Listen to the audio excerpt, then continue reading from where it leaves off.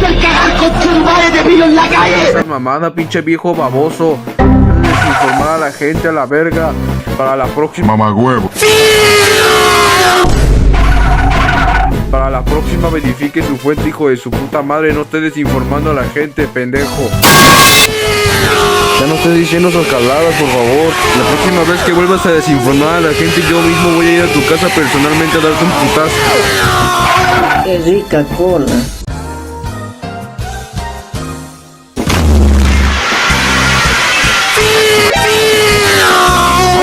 149 people exactly. Carlos, hijo de perro, ahora sí voy a descuartizarte. Estás muerto, viejo. Te cagaste, ya sé tu dirección, perro.